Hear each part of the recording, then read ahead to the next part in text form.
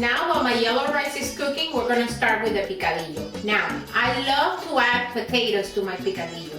So that's the first thing I'm gonna do. I cut one potato in quarts or small pieces, and I'm gonna put it in the oven, and they're gonna bake for about 10-15 minutes in 400 degrees, because I'm gonna add it at the end. And the ingredients for the Cuban style picadillo or ground beef are, you need 2 pounds of ground sirloin, you need 1/4 cup of olive oil, 2 tablespoons of minced garlic, 1 onion diced, 1/2 cup of tomato sauce, 1 bell pepper, also diced. I have 1/2 cup of red wine. If you want to use white wine, that's up to you. I'm using Merlot. 1/3 cup of Spanish olives. I have dried raisins. 1 teaspoon of salt. 2 teaspoons of parsley. I'm using cilantro or coriander. And of course my adobo for the sirloin. The first thing that we need to do is season the meat, okay? With adobo or your house seasoning. Okay, you gotta do it both sides. Make sure this is completely flavored. Okay. Let's see what else. Am I missing a spot here? Okay. This is seasoned now. Let's start cooking. Okay, I have my olive oil cooking in medium heat. And what we're gonna do now is what we call in Spanish sofrito. And sofrito, by the way, is the base of most of our Cuban, Puerto Rican, and any Spanish dish starts with a sofrito, which is your minced onion, the tomato sauce, the green pepper,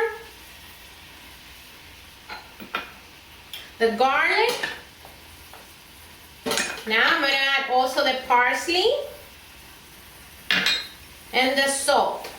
This is your sofrito. You're gonna have to let it cook until the onions are translucent. And this is gonna take a few minutes, okay? Okay, the sofrito is done, so now I just have to add my ground beef.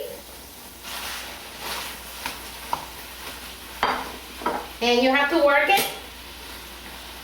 You have to mix your ground beef with the sofrito. Everything has to be covered with this delicious mix. Remember, your ground beef already has adobo, so there's a lot of flavors here already. Okay. Mixing, mixing. And right at this point, I'm gonna add my wine, the red wine. I'm also going to be adding the Spanish olives, the raisins, and remember the potatoes that I had in the oven? They're done, and now I'm going to add them here. They're going to finish cooking with the picadillo. Mix everything well. Smells so good. This thing is not done yet, but the aroma is so absolutely delicious. Okay. Now, I just need to cover it and cook it in medium heat. I would say about 15 minutes. And the picadillo would be done then. That's it. Okay, my picadillo is almost ready. Now, this is a time where you can taste it. If you want a little bit more salt, if you want it more salty, add salt. But I'm going to add a little bit of paprika. This is an ingredient that I did not include at the beginning, but I thought of it now. Paprika is always really good on our Spanish dishes. So a little bit more paprika, and it's going to add a little bit of color to it. Now is the time where I'm going to add the coriander or the cilantro. Okay, and this is very easy. Just cut it with your hands. This is going to add more color to it, more flavor. Beautiful. And you know what? I want a little bit more liquid here. So I'm going to add a little bit more wine.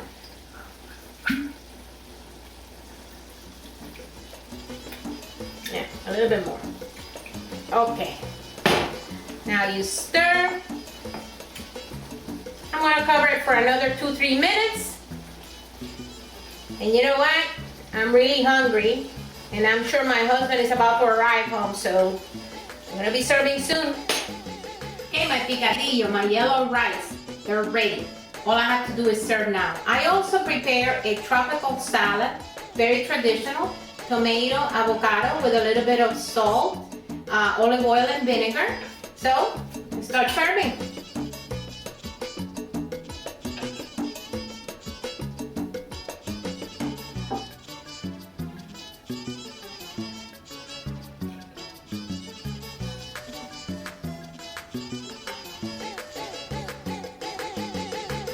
As you can see, cooking a Caribbean feast is not that difficult.